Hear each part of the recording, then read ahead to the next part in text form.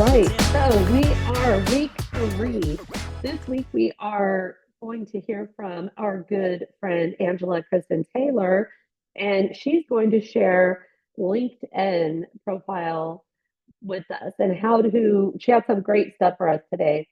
But LinkedIn is a really good tool and one of the socials that, in my opinion, we just have to have. So it is definitely one of my top 4, and I think it should be for all of us because people look for us and they look on LinkedIn. So, Angela, I am going to hand it over to you and let you take it over. Yay. Thank you. So I apologize for being a few minutes late today. I'm following the Realtor 5-minute rule because my last call ran over. But yeah, I love LinkedIn. And so I have been on LinkedIn since 2009. So it was pretty early on. And the only reason I know that is because my earliest testimonial that I got on LinkedIn was in 2009. And that one is actually gone now because I don't know, the person who wrote it, I don't know if they died or they're just like got deleted in the profile. I don't know. They're not on LinkedIn anymore. I have no idea. But one of the reasons that I really love LinkedIn is because it's more of a professional, like a resume, and it's I have something I'm going to share with you today that shows how LinkedIn can actually be a landing page. And so, one of the really cool things about social media, right, is that it allows us to connect. And if you look at Facebook or Instagram or any of those things, it's connecting on a very personal level, where LinkedIn is connecting on the professional level. So it's a totally different type of platform. And so I'm gonna share with you, hopefully, yeah, looks like Dawn enabled that. So I'm gonna share with you my profile on LinkedIn here. And so this is what I have set up now. I still feel like I have improvements I could make. Okay. So, but there are some key factors here that if you're looking me up, and there's a reason that I put Angela Kristen Taylor everywhere, because if you try to Google Angela Taylor, it's such a common name. You're going to pull like all these different things that have nothing to do with me. So people always know Angela Kristen Taylor, and then it's like a 3-name thing. So it's specifically me that you're Googling when you pull that up, right? And so that's why I use my middle name everywhere. And so if you come here, same thing. If you look up here at the domain name, linkedin.com/in/Angela Kristen Taylor. So it's very specific. Everything is branded to my name. And you'll see that I don't have up here in my title that I'm the managing broker for Georgia for Epic Realty. That's not up here. It says sales growth strategist, pioneer in sales behavior transformation, unlocking performance across real estate and sales team, redefining success beyond the numbers, because that is more specific to who I am and what I do. And so that's more important than putting up like realtor or broker or something along those lines. You want to tell people something that is going to pique their interest about your skills, your abilities, and your talents. What is the focus of your career? And it's not just realtor, because there's more to you than that. So putting in something really specific here. And then if you look down here, there's my about section is very story based, which is, we're going to go into why that is in a minute. I have services listed. I have a featured section with a newsletter with links to podcast episodes. I have my activity is up here. My experience, if you look at this, and you guys go to LinkedIn and type in Angela Kristen Taylor and pull me up. When you look down here and you see, okay, like all the way down to the bottom,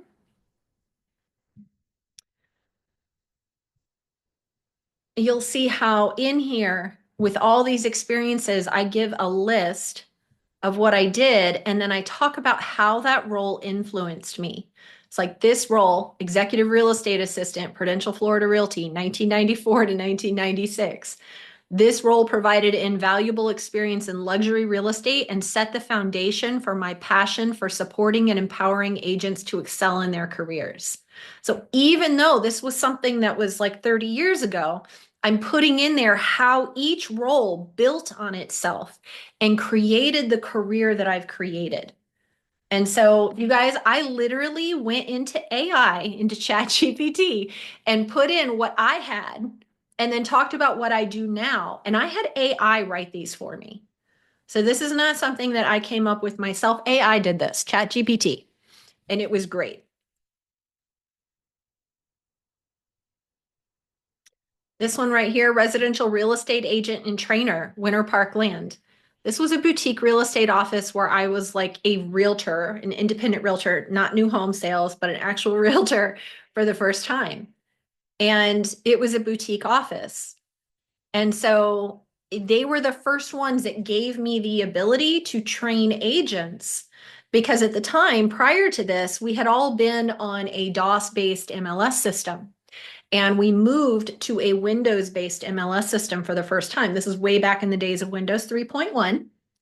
And it was the first time we had pictures and all of that. And all the realtors had to go to a training class at the board to teach us how to use this Windows based MLS, which was super complicated because we didn't need codes and we didn't understand not using codes because we were used to DOS and everything had to be coded. So now it was like, what? There's fields? I don't understand this. And so I put in here this role not only honed my expertise in luxury real estate, but also gave me my first taste of supporting and training agents, a passion that shaped the trajectory of my career. So, this is how you kind of create those little stepping stones that show people a path. This is the path my career has taken. Okay. So, that's really, really important. And then, okay, so those are the experiences. Education. You guys, I don't know how many of you have like a college degree. I'm not one of them. I do not have a college degree. And so I wanted to be very intentional about how I described my educational experience. And the reason why is because for a long time, I felt like because I didn't have a college degree, that made me somehow less than. And the fact is that I have always struggled with institutionalized schooling systems. I struggled with it personally because I just don't learn in the way that people teach in those settings. And I had a really hard time learning things that I felt like this is not relevant for me. So it's kind of like I just check out, like I don't want to do this, so I just didn't want to learn it. Whereas the other things that I really wanted to learn, I would like dive full in on. And so I realized that I learn best when I'm learning something that I'm really interested in. So it's like I'm very focused. And so when I talk about my education, I talk about self-education. And you guys, I have homeschooled all of my kids. So this is something I've kind of passed down as well is following your own interests and educating yourself and following your passions in education. And so rather than looking down at myself as saying, I don't have a degree, therefore I'm uneducated, I really had to take a deep look at myself and realize how educated I actually am because I've always educated myself. I have so many different certifications. I have read so many books. I have taken so many training classes. You guys, this stuff counts. Okay.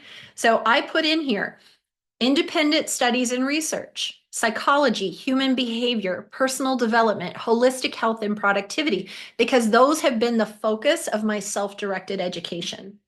And then I put, I intentionally chose to forego a traditional college degree, instead, curating a self directed education akin to a PhD program, because I have my own thesis with productive flow, in a field that didn't yet exist. This approach allowed me to deeply explore the intersections of psychology, self-development, and human behavior, focusing on how these areas impact entrepreneurial mindsets, gifted learners, and high-pressure lifestyles. That sound like a realtor to you? I complemented this with studies in nutrition, energy work, yoga, and meditation, uncovering their profound effects on emotional well being, focus, and productivity. By synthesizing these disciplines, I developed the productive flow methodology, which integrates emotional healing, personal alignment, and professional achievement. This self designed education provided me the freedom to go deeper than conventional academia, equipping me to pioneer innovative solutions that empower individuals and organizations to achieve transformational success. So here's the thing, right? If you look at that and you're like, well, let's see what kind of education she has. Did she have a college degree? And then you see that instead, how does that rate? You see what I mean? It's like way powerful. And so it's really about the lens that you see yourself through. And I think that that's really important to showcase because we had our shareholders thing last week, right? And one of the things that Barbara Corcoran had said that I wrote down, she said perception creates reality. And that's absolutely true. And it starts in your mind and in your heart. How do you perceive yourself? Because that is the reality you are creating. This is how I perceive my education. That wasn't always the case, but it is now because I've realized and I've seen the impact of how I've curated my own thing and how it came to be and how it realized itself in everything, including my experiences and my education, how those have fed together. So I think that that's really important to showcase, especially for those of you that have not gone to college and maybe feel like there's something missing because you didn't. So I do want to stress that. Licenses and certifications, y'all, I got a whole bunch of them here. They're all listed. Um, And then volunteering, you guys, most of us volunteer or have volunteered. Always put your volunteer experience in here. This is a field that's not going to show up normally on your LinkedIn, but you can add it. And so when you add these fields to your LinkedIn, it's one of the selections. You just have to go in and add it. And then you can add all your volunteering experience. So I have a lot of different things here. Uh, anytime you volunteered, you guys, even when I was president of my homeowners association, okay, that's here. That's volunteer work. And it's very relevant to real estate. So whatever you have done, you have volunteered in, if it's, work related, not work related, it needs to go on your LinkedIn profile. It shows people that you have more depth than just I show up for work. And then let's see. Skills are things that you can list and then people can endorse you for them. This was really big a long time ago. I don't really mess with it now. But people can create you can say, hey, I have this skill, this skill, this skill, this skill. You can add, I've got 50 on here, right? And then people can click that they endorse you for that skill, saying, hey, I vouch that they have this skill.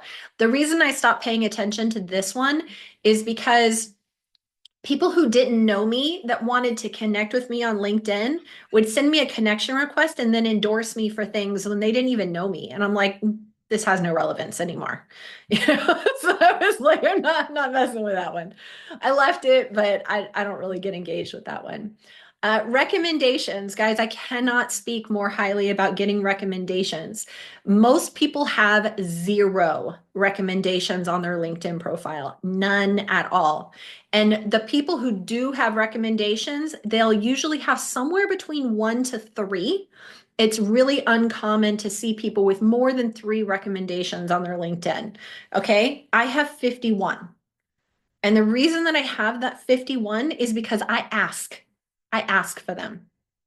So when you go in here, you can click the plus sign, ask for a recommendation, give a recommendation. Okay, if you ask for one, give one back. It's always a good practice. Okay. And you guys, this is what I do. I go into ChatGPT. I tell ChatGPT exactly what I think of that person, and then they write me a beautiful thing that I can copy and paste. Okay.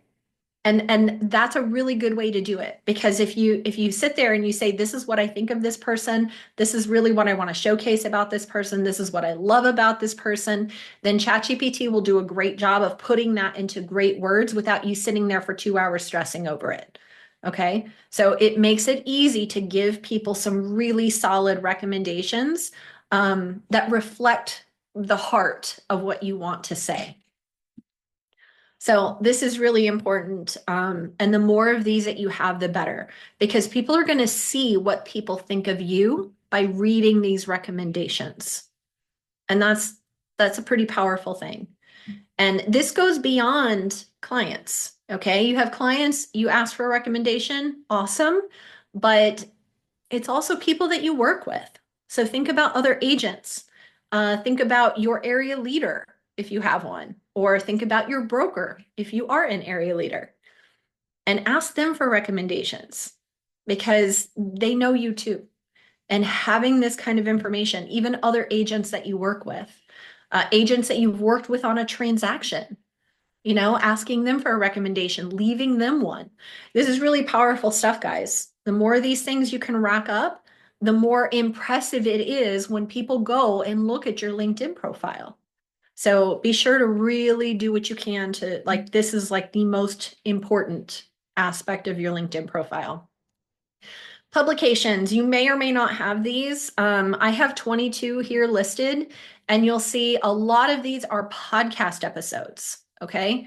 So you can go down here and look at these, and where it says show publication, these are literally all links.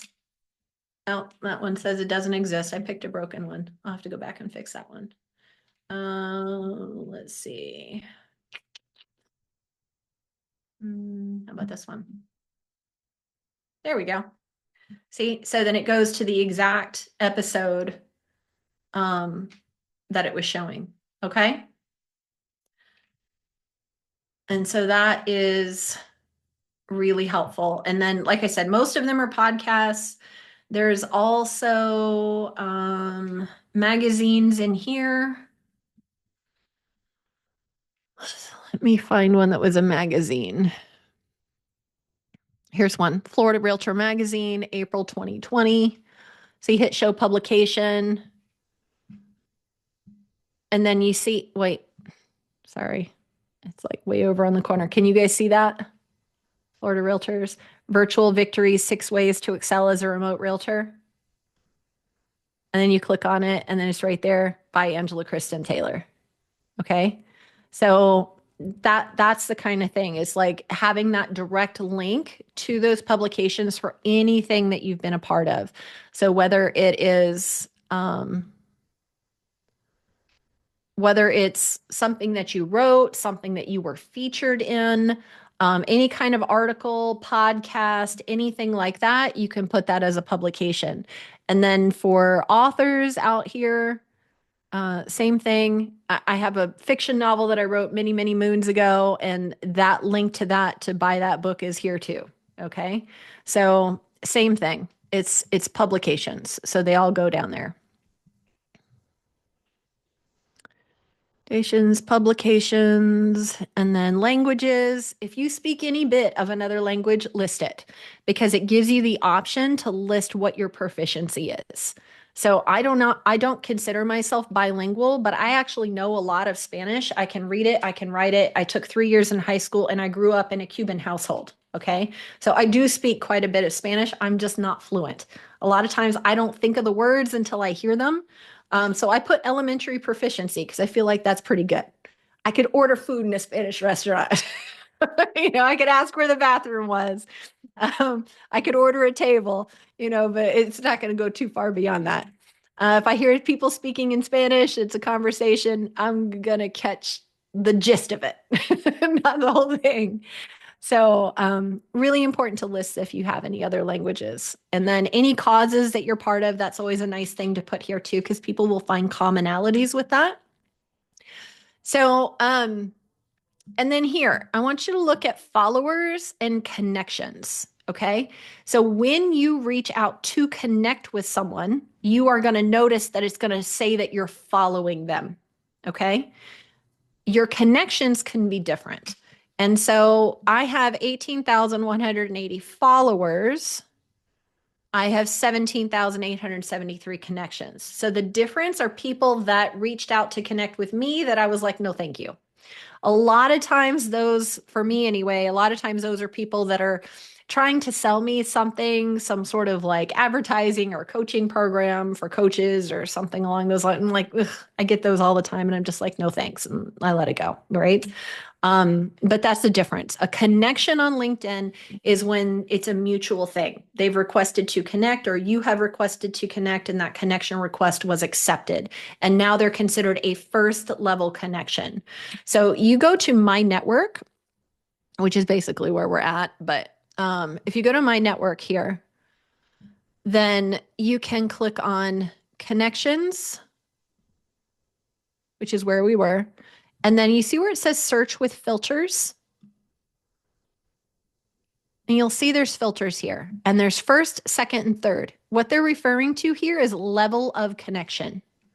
So if you want to look for people who are your level two, meaning you're not directly connected to them, but somebody in your level one is connected to this person. Okay. Now I went from 17,000 to 1.64 million. That's a huge difference, right? And then if I select locations and I say, I just want to talk to those people in Georgia because that's where I live. Now I'm down to 59,000 people that I am a second level connection with that are in the state of Georgia, right? And then I can click on all filters and I can see other things here. I can see with a current company, if they're a connection of a particular person, if they're followers of a particular creator, a past company, a school, an industry, right? Profile languages, what they're open to, blah, blah, blah, right? So if I just say real estate as an industry and hit show results, now I've got second level connections that live in Georgia and are in real estate. Now I'm down to 15,000. And then you can just sort of go through and go connect, connect, connect, connect, connect, and connect with new people, right? It will ask you if you want to, Kimber Lambert. Okay, so she's actually in my downline. So I'm going to click connect. And then it's going to say add a note or send without a note. I'm going to put send without a note because I don't bother with the notes. If you want to send a note, that's perfectly fine. Sometimes it's like a message that shows up for people that you want to connect with, but it's not always necessary. So not a big deal. But at any rate, this is how you can search with people or search through people to make new connections. Uh, I always love to message people and talk to them about kind of, any relevant things or things that I notice. So sometimes I'll be following someone and we're connected, and I'm seeing like, there was recently somebody that I saw that we were connected, and he was with Orchard Realty, I believe. And he had a pretty high level position. He was like director of operations or something like that. And he was laid off. And then he was showing that he was open to work and that he was looking for a particular type of position. And then I had another person I was connected with that was looking for something, looking to hire somebody. And I was like, I feel like these two guys might have a connection. So I got on a call with the guy from Orchard and said, hey, I have a potential opportunity for you. What do you think? And he goes, yeah, I would definitely be open to that. And I was like, okay, great. So I tagged him in a comment under that other guy's post that he was hiring and saying, hey, I just wanted to make sure you saw this. I think this would be a good fit for you. And he commented back saying, hey, thanks so much. I applied on the website. And then I created an email thread between the three of us where I connected them, letting them know that I know them both and I think that they would work really well together, right? So it's something like that you're doing a good deed out in the world. You're helping people connect professionally, and then people are really grateful to you because of that. And then that shows back up in the sense of, hey, we're planting seeds in the world of doing good deeds. And that's always going to come back and help us somewhere along the line, even if it's not through that person, right? That's just kind of my belief. So a lot of things that you guys can do here. I will talk briefly about the newsletter. I don't post on here a lot. I did when it first came, like the newsletter thing first came out. If you create a newsletter, so let me go home, go up to the top, write an article, and it automatically goes to my newsletter, Discover Natural Productivity, which is the name of the newsletter. But when you do this and you don't have one, it's going to ask you if you want to create a newsletter or if you're just creating an article. And so if you create a newsletter, it's very simple. Title. This is kind of a WYSIWYG type of operator platform. You can upload a graphic for the top. I always make my graphics exactly the same so that they're just consistent and people recognize it when it comes across their post. And I'll show you what that looks like. Just like this, right? So what are the real KPIs for your business? So this is one that I wrote.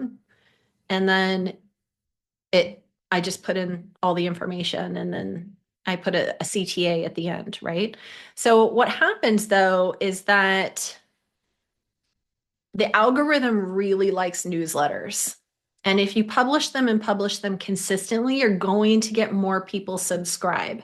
When you first create a newsletter, what happens is everybody that you're connected with now is going to get an email notification from LinkedIn asking them to subscribe to your newsletter.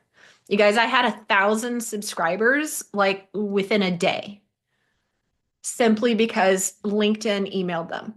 And then the other great thing about a newsletter is that the newsletters are not going out just in a LinkedIn notification. They're actually going out to their email address, not just on LinkedIn. They will show up on LinkedIn as a notification. They will show up in the news feed, not just to your connections and your subscribers, but to new people that don't even know you. And they will go into the email inbox of everyone subscribing. Okay. So that's a really powerful tool is the LinkedIn newsletter. So I encourage you to engage in that for sure. And so one thing also too that I want to share, so let me stop this share and create a new one. And then I'm going to have you guys do a screenshot of this. This is something I found on LinkedIn, okay? Screenshot this now.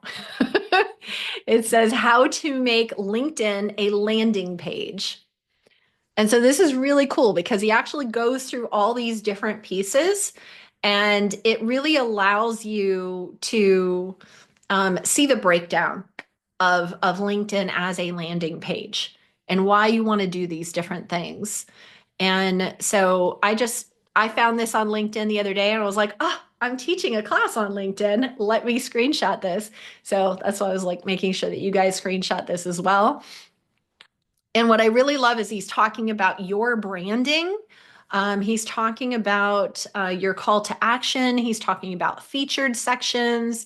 Even in his experiences, he lists a CTA there, a call to action, premium custom links, showing the feeds under the headlines. I mean, this is some really potent stuff, guys. So I would love to see. Looks like there's a chat going. I didn't even see that. Just as you need to listen to what podcast? So What kind of like a about how to blogish. get over your crap when you're prospecting? I mean, Oh yeah, yeah, yeah. Okay. Well, it's linked there in the LinkedIn I chat. know, I'm on it. Thanks. Yep, no worries. So yeah, if you guys have any questions or anything you want me to take a deeper dive in, let me know. Got any questions, comments, concerns? I do kind of, Okay. um, I mean, I'm kind of both right now trying to speak to agents and buyers and sellers. And so would you recommend that I focus on one or the other so it's not confusing, or is it? For your LinkedIn profile? Yeah, and the kinds of things that I share, the newsletter. Yes. Okay. So I think, first of all, you can have more than one newsletter. But what I would do is don't think about yourself as being an agent and a recruiter. Okay. Think about yourself as being Jess. Okay. And Jess is a lot of different things, right? And so Jess has a lot of passions and excitement and energy and so many talents and skills and abilities and capabilities. And so your LinkedIn page, again, it needs to be your brand, something that Yeah. you are about. And so that's going to incorporate all the little bits and pieces of you and how they fit together. Yep. That So makes I don't think you need to focus on one thing over another. I think you need to focus on you. okay. Okay. Perfect. I love that because I always feel like I have to separate it all. Nope. I'm doing recruiting, agent attraction, I mean, or I'm doing buyers and sellers. Why do people want to join you and have you be their sponsor? Um, that's a good question. I It's mean, going to be I because know of the who you answer, are. but yeah, because I'm always wanting to help them. You're always wanting to help. You are a bright, shining light, which we have discussed many times. And you offer care and consideration and compassion and support, and you are a mama bear to everybody, and you're always wanting everybody to fit in and belong and be part of everything, and that's just a wonderful thing about you, right? So people want to choose you as their sponsor because they believe in you. And it really doesn't have anything to do with the company that you're part of or anything else, right? I mean, the company you're part of, hey, there's a lot of great benefits there. There's amazing things there. But they could join any number of people and be part of that company. It's why are they joining you? And so again, that's why it's like your brand, your thing, your reasons, right? And so when you combine all of you into your LinkedIn profile, you're going to find that there's agents that want to be part of what you're part of, not because of anything other than you're part of it and they want to be part of what you're doing. Got it. All right. Does Any other anyone else have any questions? questions? Yeah. I Is have a there anything else you question. want? Okay, yes, hi. Hi. So I have a newsletter that I send out every week. Uh-huh. And it's through Flowdesk. And I like I the love idea Flowdesk. that I do too. Do you know if LinkedIn has any with the newsletter feature, if there is like a integration thing there? Like if I, No, there's not, but you could okay. cross post it if you wanted to. So Yeah. you could take the same one that you do in Flowdesk and Mhm. just copy the content and paste it into a LinkedIn newsletter because you're going to Okay. hit different people. Yeah. Your Flowdesk newsletter is going to go out to your email list subscribers, Hmm. whereas the LinkedIn one is going to show up in the LinkedIn algorithm and be put in front of people that become your LinkedIn subscribers. Now, you don't actually receive their emails the way you would on your Flowdesk email list, Yeah. but it will go into their inbox. So I would say do both. Okay. They don't integrate with each other though, not at Okay. all. Okay. Now you can do this though. You can put your call to action link as sign up for my newsletter and Yeah. then put in your link to your email subscription form on Flowdesk. Okay. But it's gonna bypass that algorithm that's putting you in front of new people on LinkedIn though. Yeah. Okay. Okay. Yeah. That's good to know. Okay. Thank you. Hmm. Hi, Anybody Angela. else? Yes. Yes. Hi. Hi. So, would you say there's a difference between a blog and a newsletter using this feature? Well, yes, very similar to the flow desk question, right? Is that using the LinkedIn newsletter feature is going to, like, LinkedIn is going to automatically send hey, this person that you follow has a newsletter. Would you like to subscribe? Here's what it's about. So they're going to drive up subscribers for you on your behalf. And then they're going to then use it's going to catch their algorithm. So it's going to favor your newsletter posts and put it in front of people who are not following you at all. Very similar to the way like Instagram or TikTok works, right? And so that's different than a blog because your blog post usually is going out either on your website or a blogging location somewhere.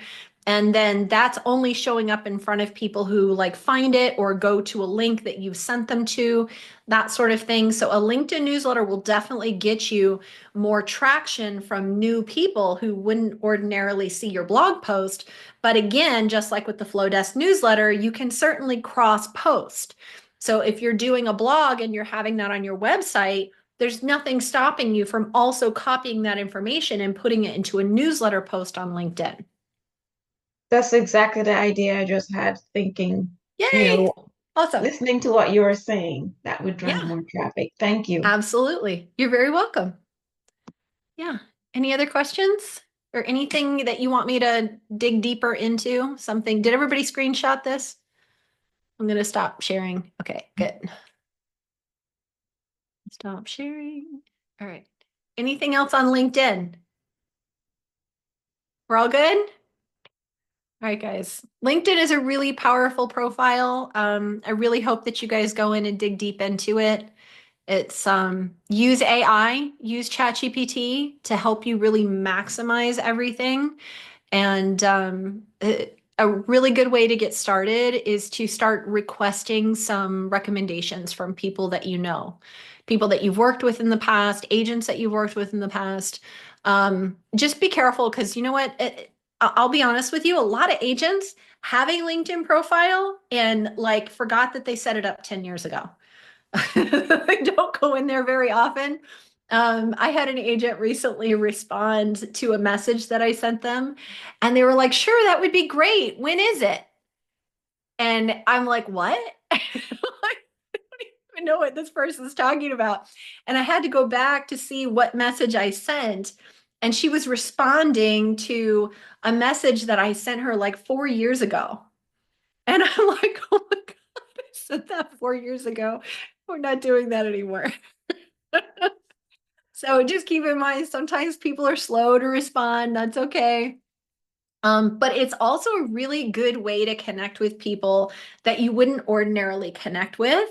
So I remember one time my husband had a laptop from Asus, right? ASUS. And he was having some trouble getting a return on it, that it arrived damaged and it was a problem. So I went on LinkedIn, and at the time I think I probably had about 15,000 connections. And I went on LinkedIn, this was probably 10 years ago. And I went in there and I connected with like their CEO, their COO, their marketing director, like all these high level people at Asus. And I messaged them and said, hey, this is an issue we're having. And that thing was fixed like that. Okay. So sometimes it pays to just be connected with people on LinkedIn. I've connected with a lot of people or like followed their company pages and then connected with them. You can definitely use this in terms of lead generation. It's really powerful for lead generation. Let's say that you wanted to um, connect with hospitals for relocating doctors or something like that, just out of nowhere, right? Then you could go and look for local hospitals and then look through their company page and see if you click on their company page and then click on people, it'll list all the people. And then you can actually search within that page and search by position title and then go in and connect with that person and then send them a message and say, hey, I'm a realtor in the area. I have worked with a few doctors, and I just thought I would love to meet with you and talk about the services that I offer. And if I could support you with helping incoming relocating or outgoing relocating doctors buy or sell a home. Right? So it's when you connect with people on a corporate level, it's a whole new world. That's very different from connecting with just an individual buyer or seller. Same thing goes. If you've got a major employer in your area, like hook up on LinkedIn with the people that run that company, the people in their HR division, stuff like that. That's going to be really powerful. You make connections, get on a Zoom call, take them to lunch, whole new world of opportunities, all from LinkedIn.